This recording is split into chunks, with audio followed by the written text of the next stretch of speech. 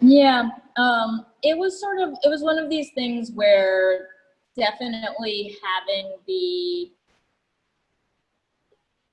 there was a lot of the sprint model, or like just like the quickness of the contest sort of was a big hamper in kind of thinking about and figuring out, because you have so many options at the start, because you go in so many directions that you don't have time to sort of figure out if every direction is totally feasible. The one major thing was that I was thinking, okay, I know I've worked as a fabricator with laser, CNC, sheet metal, and whatever. I know sheet metal and laser are the two absolutely most easy ways of cutting things. If it's 2D-ish, it is easy to manufacture. It is easy to get the stock to manufacture. It's great. Injection molding versus, or like casting, or like other things, or CNC machining, are high costs and are a lot slower to manufacture or have a high investment cost. So laser was like an obvious, like, I'm doing this because I know it, and I'd done some other types of PPE production, and I was like, laser is like 800 times faster than 3D printing.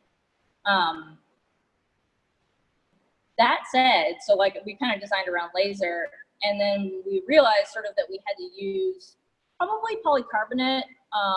Maybe there were some other kind of clear materials that we could have used, but polycarbonate is a material that cannot be laser cut because it does not like to cut. It just wants to burn when heat's applied, versus other types of plastics which will cut really nicely, but can't be used, can't be like, they're sensitive to chemicals, so you can't like bleach it or anything like you might need to in a sterilization environment.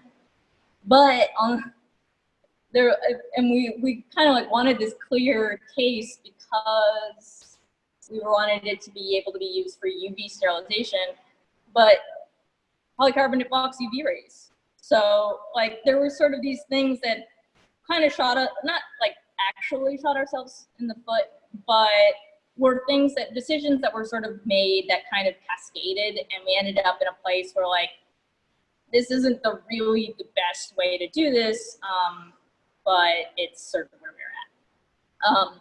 So yeah, with respect to manufacturing, there was definitely, from my experience and from also, there's Eric Jensen, who's another CAD team. He's the director of the CDF, which is basically the machine shop at Smith. And some of the other CAD team members are maybe less manufacturing experience directly, but like laser was an obvious choice, and other aspects of that were like, I know how to make things fast, and this is